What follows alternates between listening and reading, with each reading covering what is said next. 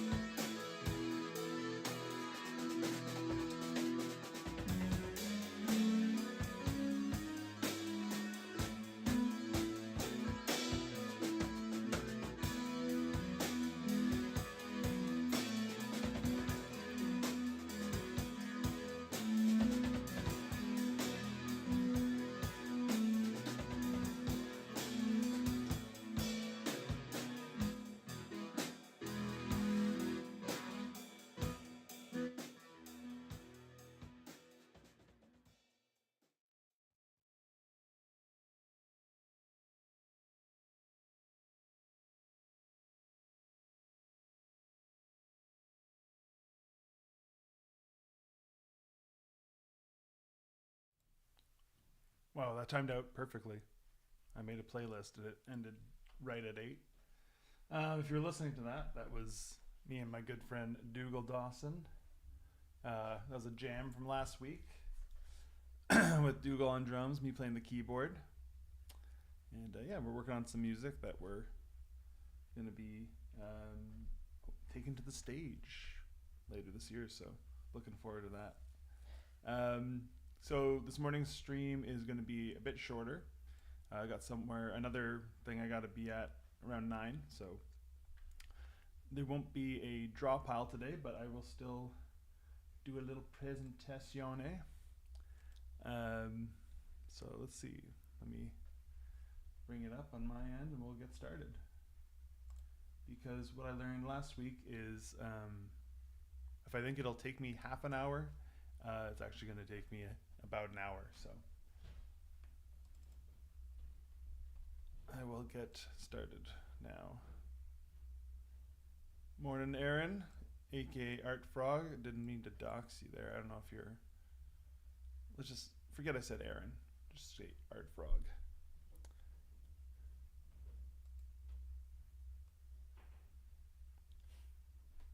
No, doesn't want to come up. How do I do this? Slideshow.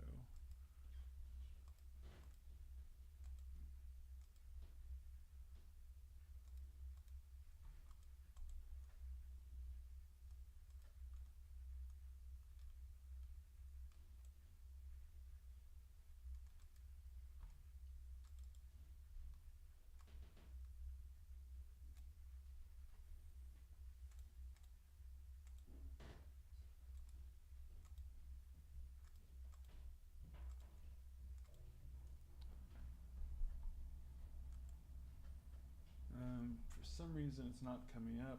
Let me try this again.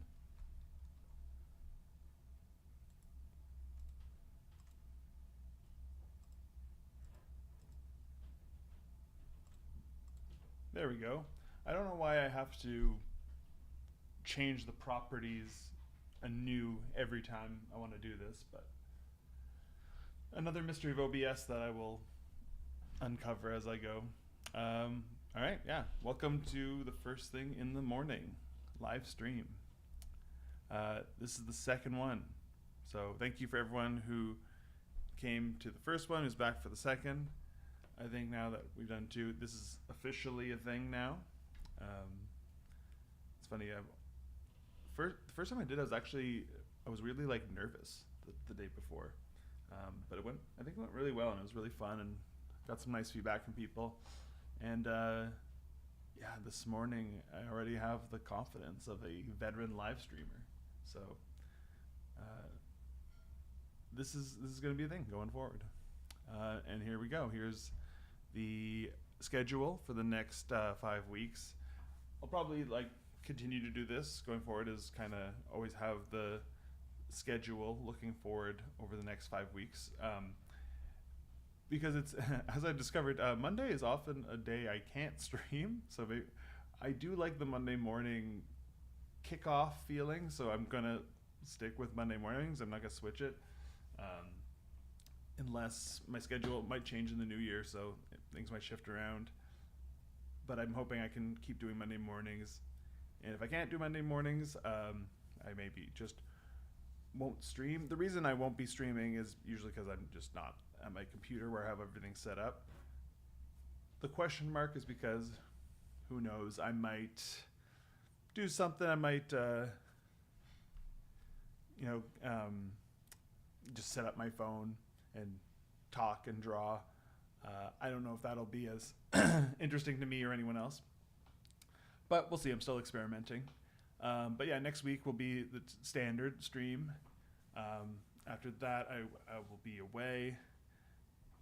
And then I'm back. I'm away again, and I'm back. So I'm also thinking maybe if I don't do the Monday morning stream, I'll do a makeup stream later in the week. Also thinking about maybe just doing an additional stream sometime in the week, sort of just draw a more informal draw along and chat, kind of like the draw pile part of the stream. So yeah, we'll see. I'm still playing around with this and figuring out what works for me and what other people like. But right now I'm enjoying the Monday morning, so we'll keep doing that. All right. Before we get into the presentation, my disclaimer: I'm just some guy. If you learn something from any of this, that's cool. I'm not claiming to have the answers. I'm just going to tell you what I'm interested in and what I've been trying. It might not work for you. I don't know if it even works for me. These presentations aren't TED Talks necessarily, or Kurt Sagat videos, heavily researched, and I'm poured over findings. No, the slideshows are, even though they have a real air of authority once you put something in a slide, it's just a way for me to sort of capture the thoughts and methods and things that I've been exploring in my life and work and artistic practice. So take it for what it's worth to you, but I am by no means claiming to be the final word on any of this stuff. So today we're going to be talking about game plan animation. And these are ways I trick myself into getting stuff done. And we'll get into what that means when there are different considerations at play. So there are 3 types of animation work that I do, and I think this is like the 3 main categories that you can place pretty much any artistic work into, and they require different levels of planning. So studio work, this is where you're an employee in a studio with its own systems. The production management team, the producers, the showrunner, whatever, your supervisors, directors, someone's doing the planning for you. You just follow the system. You follow instructions. Very cut and dry. Independent work, total opposite end of the spectrum. You're in charge. You have to do all the planning. You have to do the work, and you also do the planning, and you have to create a system. And if you don't create a system, you're really just flying by the seat of your pants. It can work. I know people who do that, but for me, I need a system, and I just think it's the path of least resistance to do the upfront work, to be that other, play that other role before you jump in to start creating. And freelance work is sort of best of both worlds and worst of both worlds. But someone else is doing the planning, and you have to create your own systems that jive with theirs. So you have to sort of do a bit of both. So we're going to be talking about managing your time for projects for freelance animation today, because some of this touches on how I approach independent projects too, because it's sort of a combining the complementary skill sets of what I've taken away from following the rigid systems in a studio job, like what I've learned about what works and what helps facilitate the process and what is useful to carry over to my own stuff. I don't necessarily have to do everything that's done in a studio when I'm doing my own projects, but there are little basic methods that just apply across the board. But of course, with independent work, you can be very flexible, adaptable, and you have to be very fastidious, because you have to be totally independent and curating all these systems, file naming conventions, folder structure, blah, blah, blah. You have to be doing that while working. So you have to be very detail oriented. And so these 2 great flavors, this vanilla and chocolate swirl, come together to really make you, I think it's a great advantage to have done both if you're doing freelance work, because you need a completely dichotomous set of skills that play well together, I think. And in my experience, when I've worked on other people's indie projects, and it's funny, I find that sort of the studio and commercial animation system is kind of, it's separate from, obviously, from the independent animation world, and they run very differently. And and I found like a blending of the two to be very a kind of a secret weapon. So if you can do both, it can really help you be very effective. So yeah, when you're working, when I'm working a freelance job, obviously they'll have their own folder structures where you're submitting your work and where things are kept, tracked or whatever. But I always keep a total folder structure on my end locally on my computer, because usually indie projects don't have the sort of server infrastructure to back up stuff if it gets lost. So I take a little extra responsibility to at least have my work all backed up on my computer. So this is the folder structure I always also use if I'm just making my own video, even if it's like a short video. So I have my working files, which are, I work in Harmony, so that's the Harmony scenes. I have animatic cuts, so that's the animatic cut into individual scenes. The full animatic, usually, even though these are separate here for whatever reason, I usually just have the cuts in the animatic folder. Then I have BGs, character design, and that's just, character design is just a reference I'll have imported into my scene. Then of course exports and the library. Library is the folder that I can access through Harmony for assets and stuff to bring into my scenes. So organization tips, establish a naming convention. Now, of course, in the studio, they'll give you a naming convention. In your own work, you're creating the naming convention. With freelance, it's a good example here of the sort of those two roads meeting. They'll have a naming convention, but sometimes you want to, put some more information into the file names without breaking their naming convention. So usually what I do is whatever they gave me for my animatics, or if the scene folder, I just use that as the start of the file name and add the details at the end. So the extra information is in the file for my own sake and for them to be able to track it, but it doesn't break the alphabetical sorting or the searching. So I'm not, usually that works well for me. And of course, if they want you to do anything differently, then they'll tell you. One thing I always do before we get started is I just put everything, all the links to all the different Google Sheets and folders that I'll need in my bookmarks bar. I feel like no one uses the bookmarks bar anymore. It feels like a sort of relic from an internet gone by. I'm not sure. I don't know many people who use the bookmarks, but and to have them at the quick access there while you're working on the project just kind of streamlines the process very nicely.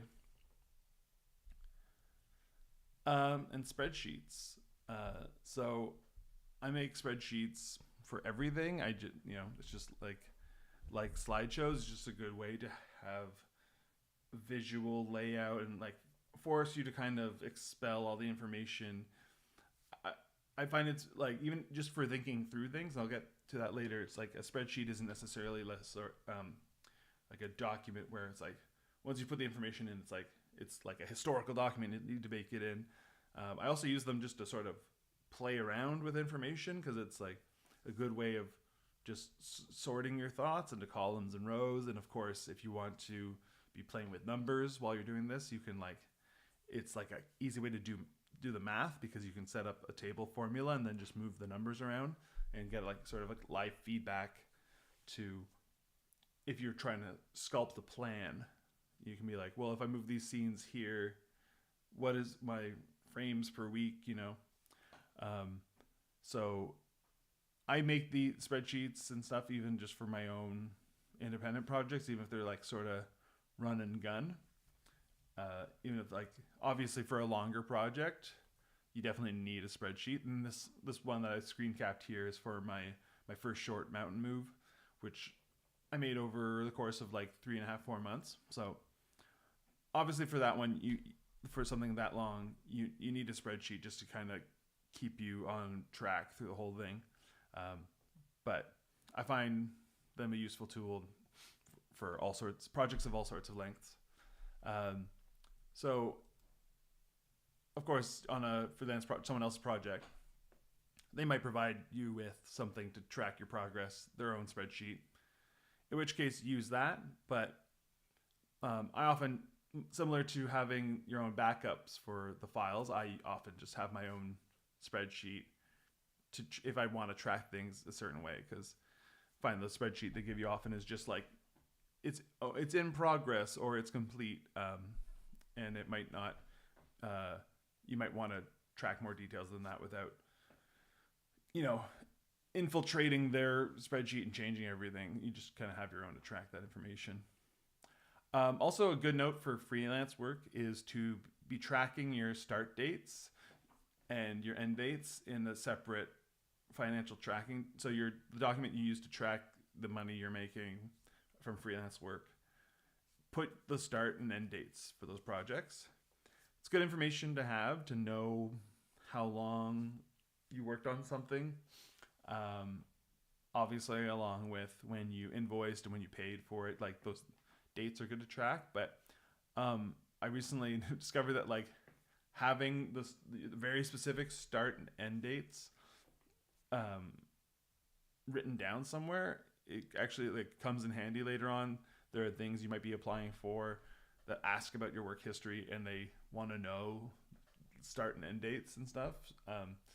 So that's just good information to have on hand. I recently had to kind of go through a bunch of old contracts and emails to fill that out. So this is something I've just like started being more deliberate with while I'm doing it, is tracking those dates.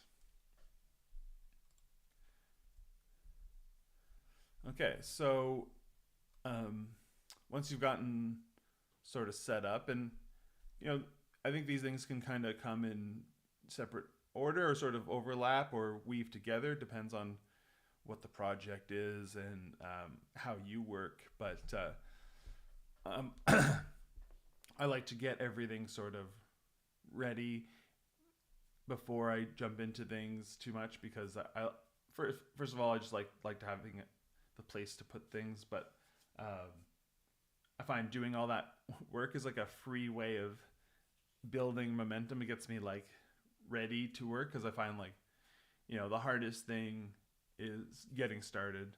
So it's a way of getting started without having to do anything, and by the time you're starting, you're already kind of over that first hump. So once I've done all that, it's time to assess the work, and instead of just thinking of it as, oh, I've got to make this animation, or I've got to finish this drawing, or whatever it is. In this case, I'm talking about animation. So the animation is actually like a lot of smaller tasks all built up that all take different amounts of time. And so before I start, I kind of think through, okay, what's the actual steps here? And usually it breaks down more or less like this. Scene planning, I think of that as its own step. Once again, it's a way to kind of start the process and get that early momentum behind you before you had to do any actual work. And then, so first step would be posing, and then I include a step for addressing notes, and then I have breakdowns and animation as two different steps. I don't include another notes pass in there, but I do include notes and animation. Obviously, you could be getting notes on your breakdowns, but the way I see it, either you're going to be doing sort of breakdowns in your posing, in which case you'll get notes on it then, or you'll good morning, Joel, or you'll be doing breakdowns as part of animation. Either way, like the notes will sort of like roll into both those stages. It's rare that you're like going to be getting notes at each step of that. But if so, maybe you include another stage for notes. And then of course, it depends on what kind of animation you're doing, but in this case, I'm thinking about this. This is for traditional or digital animation. So there is a cleanup stage, and there's a color stage, which already I'm keeping in mind the fact that working in Harmony, doing a color pass is not as work intensive as it is in other mediums or other software, because there are tools that kind of make it a very speedy task. So these are things I'm already starting to like think through as I have to like walk through these steps. It's forcing me to sort of be assessing the scope of the work. And then I always put a sort of like category equal to the others. That's just contingency. So that's just time, like the extra slow things where days where I'm gonna be slowed down, and where I'm gonna like lose time or whatever. And you'll see how that factors into my planning going forward. Okay, so this is my method, and again, I'm adding an extra disclaimer in addition to the one I give at the top. Please don't do this. I would not run a team this way. I developed this method by accident, but it works for me. I get things done, so I just keep doing it, even though a lot about it doesn't make sense. But I like hearing people's weird process and how their brain works, so I'm going to tell you mine. And it's a lot of things I do are about like creating little games. It's almost like when you're trying to get a kid to eat their broccoli or whatever, and or do their homework, and you give them like a little gold star on the calendar. It's just these weird like little tricks to yes, always do this, Art Frog. But the takeaway here is you just find a way to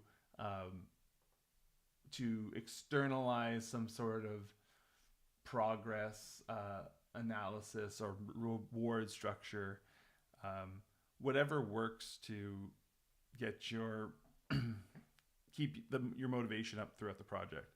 So the way I think about it is every task, like those tasks that I just pointed out, each one is a point. There are rare exceptions. I'll give you one.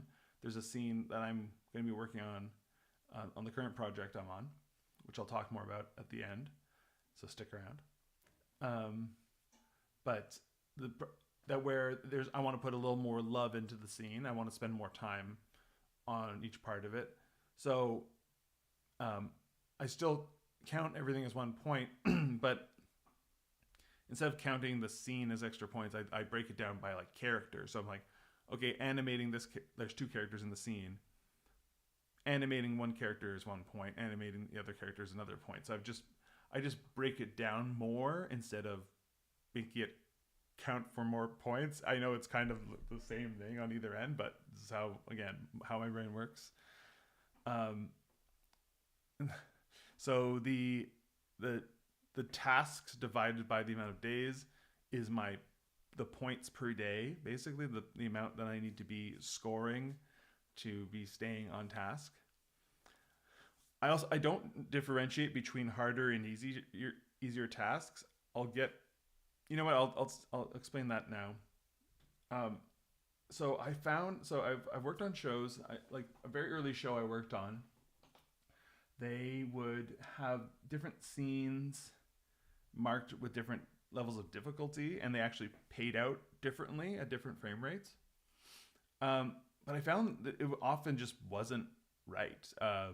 A scene that might like look hard is actually doesn't take as much time sometimes. I'll give you one example. There was a scene where there was like 8 characters skydiving, right? So they're all like falling through the clouds. And you'd look at that and you go, number of characters, oh, this is a crazy scene. This is a maximum difficulty scene. Whereas there's a scene where the characters are just sort of talking and interacting for whatever, 300, 400 frames. And that gets marked as maybe a average or easy scene. But the skydiving scene actually is easier, even though there's more characters and like there's more happening because they're falling. It's really just you have to just create a cycle of each character falling and screaming, and you get you just apply motion pegs on them and have clouds whipping by. It actually takes less time than having 3 characters in a scene all bouncing, talking to each other, being aware of each other in the scene. So even though that counted like as an easier scene, it took like more time than the like skydiving sequence. So that the point is, I find it's difficult to assess which ones are actually going to be the harder and easier ones in terms of how much time they take. So I just go, some of them are going to be hard, some of them are going to be easy. It's all going to even out across this board. So I'm just going to count them. I'm basically averaging everything out to 1. So the result of this, obviously, is that some things do take longer. It takes more time to get certain points than others. But what happens is both sides of that coin, both the extremes, motivate me. So the days where I'm getting a lot of points because they're easy to get, if I just set up all my scenes, I got 4 points. Whereas if I have to animate a scene to get a point, right? So the days where I'm getting a lot of points give me that feeling of momentum, which is really important early on to encourage you to be like, oh, cool, I'm really cooking, I'm making headway. And later on, when I might be dragging a bit, if I see if I'm behind, and I have that number, it's going to make me hustle and try to get ahead. So really, all of this is like, that's why I say it might not work for you, because you might be someone who, if you feel like you're really ahead of the game, then you start slacking off. You're like, oh, I'm already so ahead, I can take a day off. Or on the other side, you might be like, I'm so behind, it's demoralizing, it's paralyzing, etc., etc. So you, instead of trying to change the way you think, it's just like creating a method that leverages how you respond to, like, it's like a thing you're doing to yourself. So yeah, whatever works for you. The key is you just got to know your own brain, and that's like easier said than done. And it's kind of a trial and error thing. Like I said, I did this sort of by accident, the kind of point system. One day I was like, I don't know which ones of these are going to be easy or hard. I'm just going to call them all 1 and I'll figure it out later. But that just ended up kind of working for me. So what this now allows you to do is you have some numbers, you have some time, and you can start playing it out in your mind. So one thing, you can just do it obviously in your head, you can do it on paper. Here I've sort of broken down a way that an example project might kind of flow. So just say I have 4 scenes, and those are 9 so each one of them has 9 tasks attached to them, and those are the ones I showed earlier: the scene setup, posing, notes, breakdowns, animation, etc., etc. So in total there's 36 points.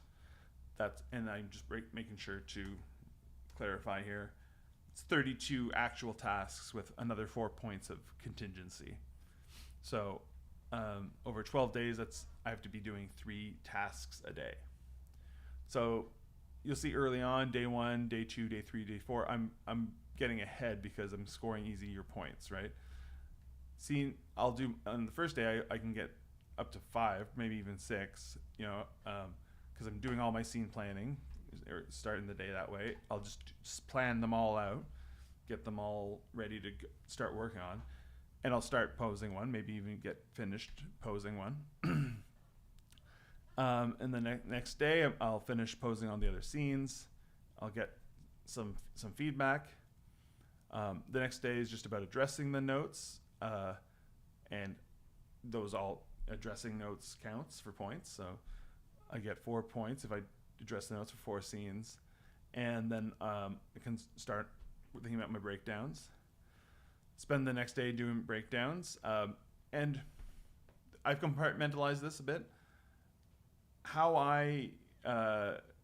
I'll get more into this, but how I kind of work is when I'm doing my posing, I kind of do a sort of ghost breakdown pass for myself before fully fleshing it out, just to make sure I'm like, is my posing gonna be setting me up to make this move the way I need it to move? I think if you're doing harmony builds, your posing it's easy to sort of change it when you're doing breakdowns, when you're doing animation. Your posing can shift around, and it's pretty, and you get that for free. But with hand drawn animation, obviously, it's like changing the drawings is sometimes it's just stickier than moving a build. So I like to sort of get a little bit ahead of myself and sort of play through, and I'll get into how I do that. But I'm breaking this down because at the end of the day, they're still, whether I'm doing a bit of my breakdown thinking ahead of time, it's still a breakdowns is like its own task. So as you'll see, as I'm getting into animation, I'm scoring fewer points, but then I kind of make up time on the end, and I kind of get to where I need to be because in the middle is the slowest part, but I pick up speed at the end because, again, this might be different if the coloring and finishing pass for your animation is work intensive. That won't be the case for you, but I still think it's good to create a group of tasks on the beginning and end that you like actually assign points to, that are the stuff that like takes less time. So for me, coloring the harmony animation stuff doesn't take time. It's I could do all of for this example, for 4 scenes, I could color it all in a day, no problem. But if you're doing like a sort of more bespoke color pass, well, that's can be as much work as the animation. So I think it's good to have like maybe create a task at the end that's just like, final pass or checking, whatever, just something, because I think it's good to finish and end with like tasks that you can kind of get through, because starting is hard, finishing is also hard. So if you can kind of have this sort of like thing at the end where you just have this like reward system baked in, at the end there's like a bunch of extra points. Again, this works for me, for my video game addled brain. So you can't quite see the end of this because it's tucked under my camera, but you get the point. This is what I was kind of referring to earlier, but just using a spreadsheet as a sort of a notepad to sort of think through things on. So you'll see like I have all the days numbered here. And look, I'm not trying to make this look nice. This is like a scratch pad for me. And this is just sort of, it's basically the same information here that I in this spreadsheet. So I'll line up all the tasks and I'll just sort of drag them across to the days. And here I'm just sort of like thinking about how these tasks might cascade out, like, and really it's just forcing me to think through the work and what's realistic, what's possible,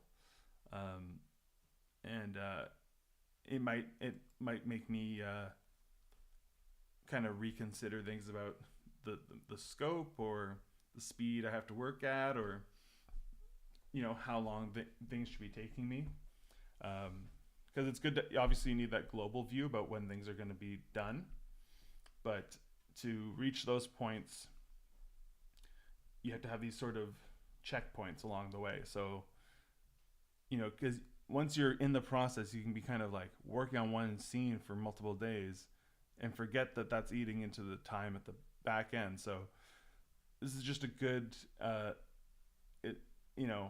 any schedule is a is a prediction, and predictions are fallible, um, but it's a tool. It's a sort of mirror or a sort of like wall to kind of like bounce things off of to see kind of like how you're doing. Um, so yeah, what I learned from all this will perform how I proceed. So if if I look at this and it's a tight timeline, but the deadline is immovable, I'll look for efficiencies. So for this particular example, this it feels a little too tight, because you'll see. Well, I guess you can't see because I've covered up the end here, but you I didn't even use my contingency at all. So there's really no wiggle room in this schedule. Even though I was generous, being like, I'm going to be animating across, 4 days there. So I gave myself a lot of time, and there, it does feel like there's not a lot of room for, unpredictable factors, things that might come up and steal time or just end up taking more time than I expect. So first thing I'll do is I'll think, okay, well, if the deadline is the deadline, then I just look for ways I can be efficient in other parts of the process. And if I do need to put in any overtime, if it's just a matter of like, there's no way around it, I just have to throw more hours at this thing. I don't have more days, but I could spend, with each of these days, I'm kind of thinking about it as like a 6-hour day, maybe like 2-3 hour chunks or something. And I might just say to myself, there's just going to be a couple days here where I'm just going to have to throw my whole day at this thing. So if I'm going to do that, I'd obviously prefer not to, but if I have to, then I will plan to do it early or at the very end. So I'll either do it as sort of a way to ramp up, spend that extra time, and it'll kind of give me more juice. That'll kind of push me through the process, and I can kind of get a lot of headway and then kind of chill a bit. And then, of course, home stretch, if you're spending those late hours finishing something, well, the end's in sight. You can finish up and then take a rest. And if possible, I'll just, add a day or two and just space things out a little more. The moral of the story is I have information. So regardless of what I do, I'm not, my guess is just like better now. Still might need some adjustment, and that's what I'll go forward and talk about now.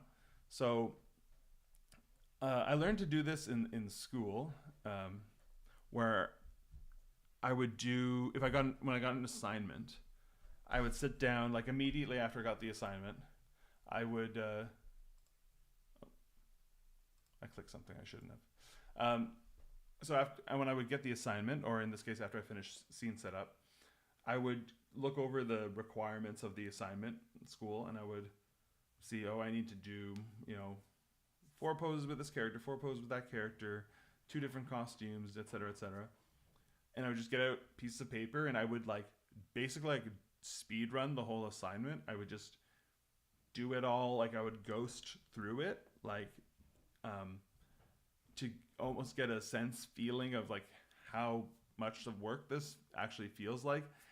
Because you can look at a page and be like, I just have to do 2 drawings, right? And you think, that's gonna be easy.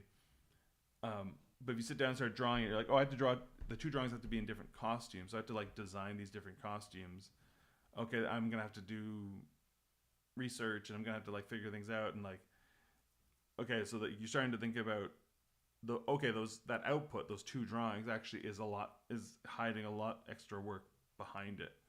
So for animation, I like doing a fast for other reasons too, because it's extended scene planning. It lets you identify problems and find efficiencies. So for example, you'll stage the characters, and then I just kind of run through the scene, and I do really rough, loose drawings that are sort of mapping out, okay, this character's going to have to like grab this from off screen and give it to another character, which means there's going to need to be enough negative space between them after the character turns to stage that item clearly, and for them to be able to have enough room in front of them to like for their eye line to noticeably shift.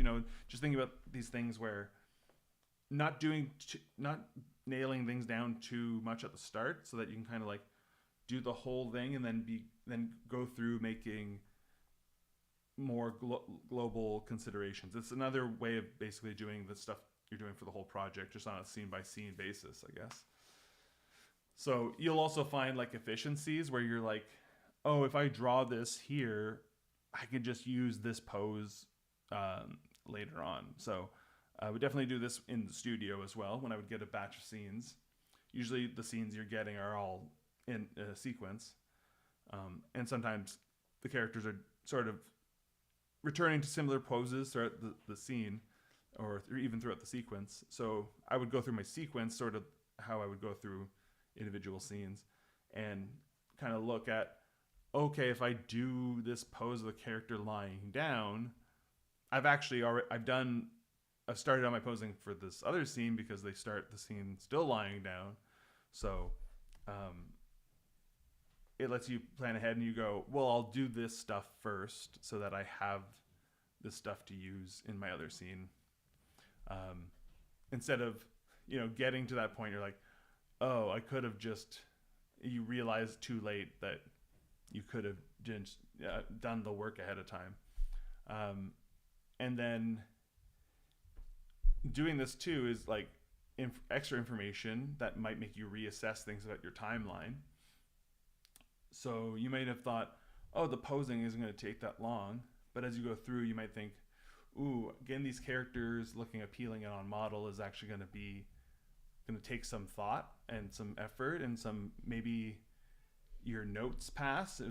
There's actually might be a couple rounds of notes. You might like discover things about the process that might make you have to kind of make a big reassessment on your timeline. So communication is key. Communication with the people you're working with, communication with yourself.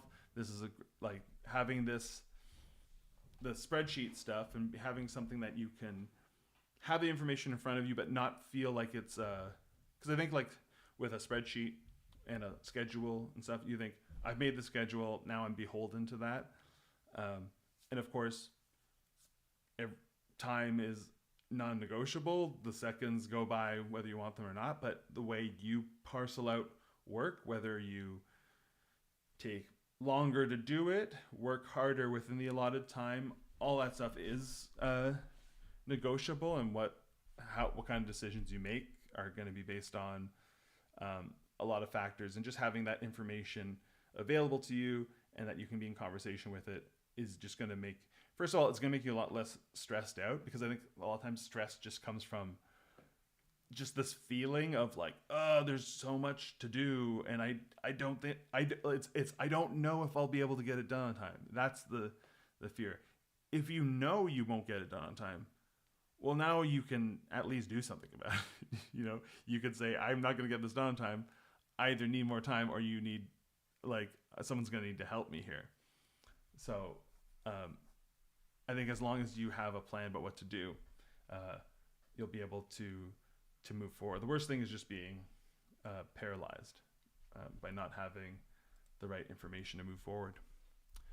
All right, so this brings us to the end of the presentation, and I'll end with a little plug here for my friend Joel, who I believe is still in the chat.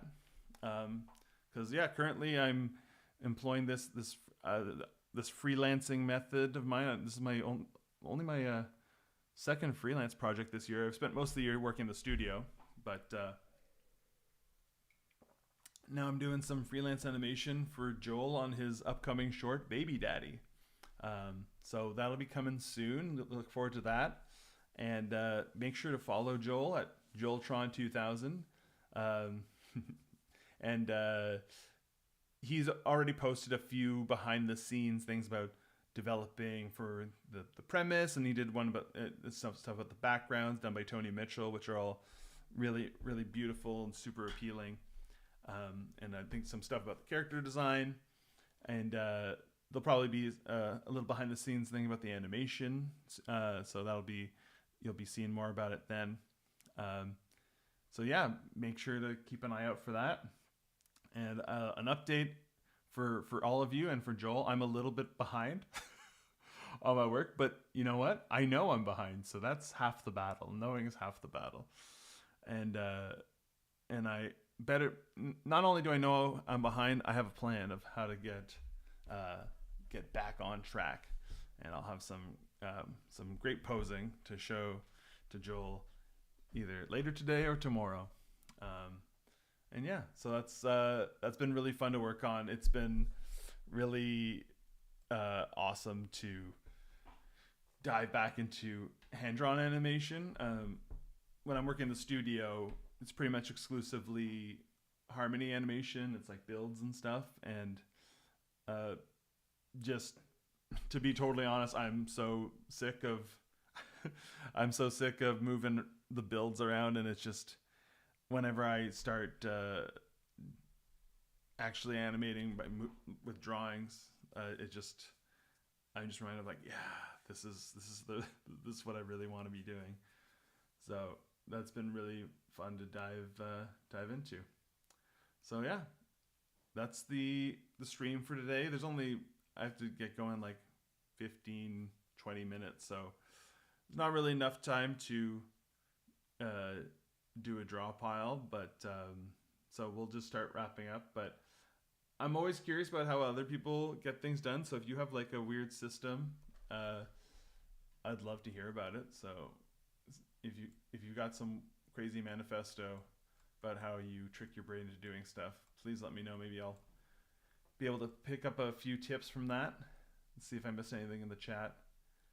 Do you have an actual scoreboard in your office? Oh, that is such a good idea. Thank you, Jason.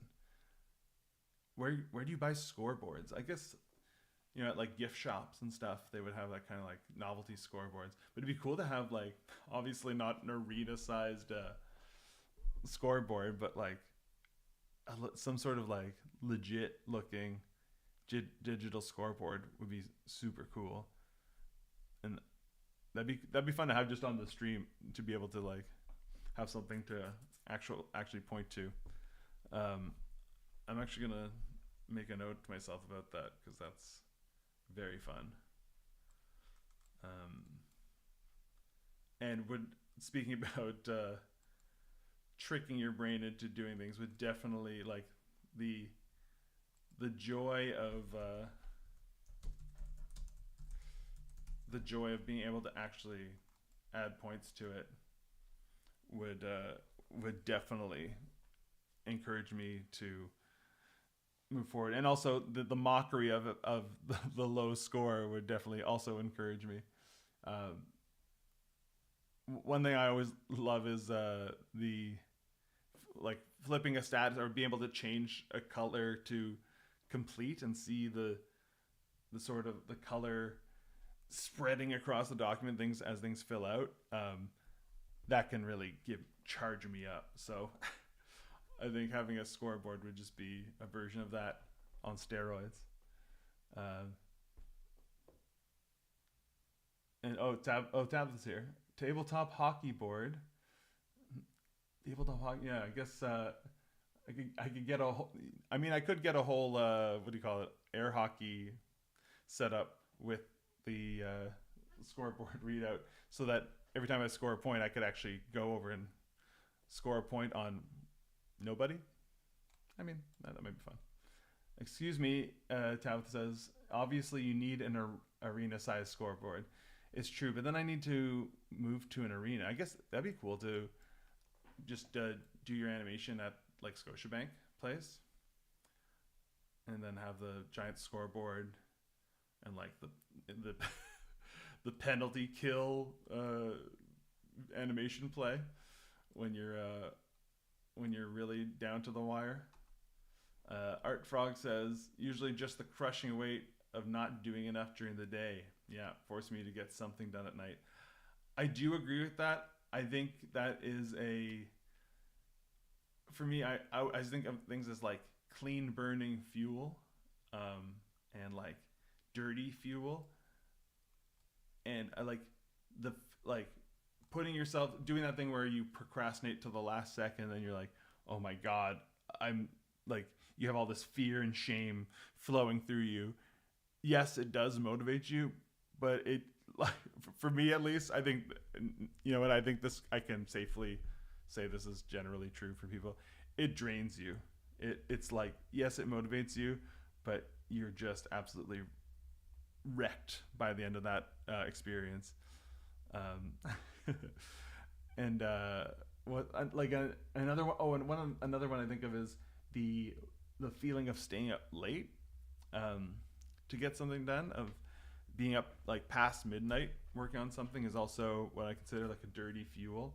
And I actually feel like there's a bit of an illusion going on there. Like I find when you're like working late at night, it almost feels like you're like really cooking, or you're really getting stuff done, because you're like everyone's asleep right now and I'm working, so it feels like everything you're doing just counts for more. But personally, I find I'm like way less effective at night, and it's like sort of this illusion that I'm like getting more done. That is the feeling that that sort of dirty fuel that's motivating me.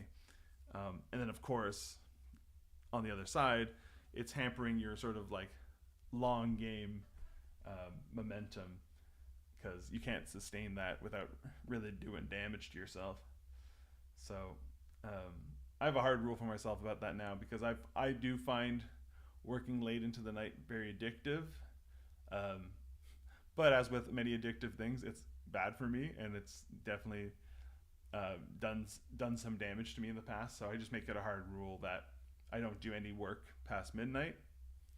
Usually I just go to bed at midnight. Obviously sometimes I stay up later, but I find if I creep past midnight working, it can get away from me, and it just starts a cycle that's not good, because then I'm up late, so I sleep in later, so I start my day later, and I have to work late. It just kind of locks me into this nocturnal cycle that is just not good for a healthy boy. So yeah, that's what I do. Good rule when you need to get up before 8 to do the stream. Yes, that is part of the reasoning of doing the early morning streams, is especially when I'm not on the clock for an employer. It's just like there's no reason I have to get up early on Monday. So I just manufactured one, because then I feel like that's like a habit that'll be likely to lock me in throughout the week. Not that I wake up at 8 a.m. every day. I don't.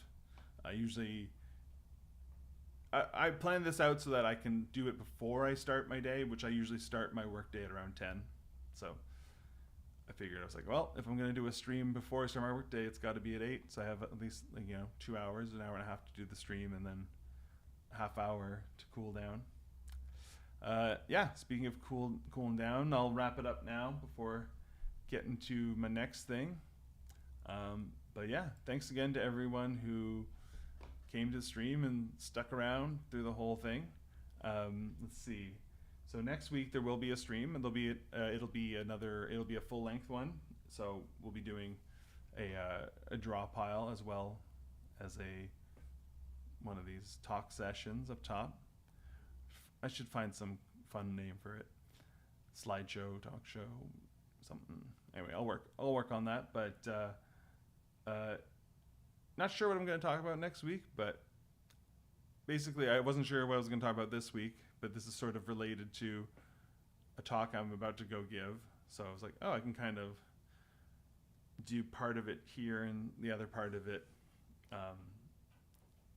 at the next thing. So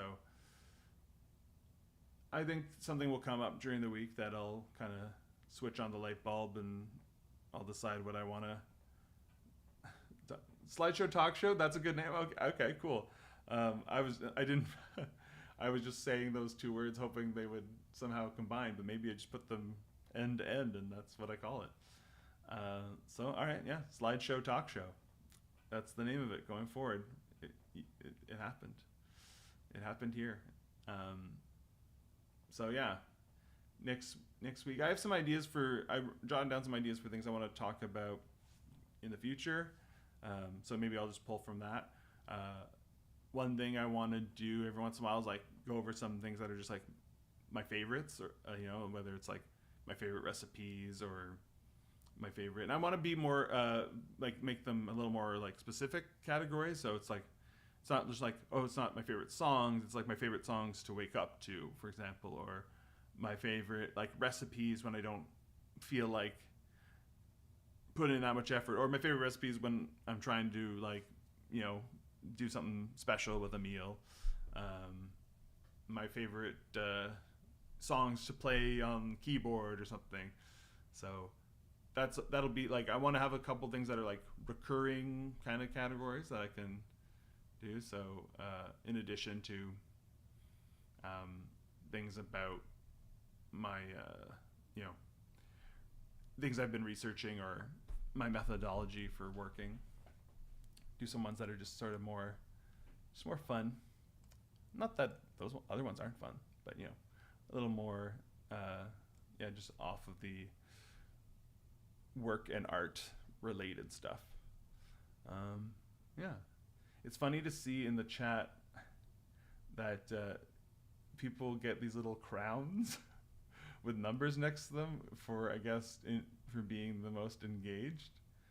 And right now I see like Joel has a number 1 crown, but so does Tabitha. So it's like, does it get traded amongst them, or do they share the crown? I don't know if you guys are seeing the crowns in the chat like I am, but anyway, another mystery of live streaming that we will unpack as we go along. All right. Anyway, I'm going to wrap it up now. But yeah, thanks again. And I'll see y'all next week.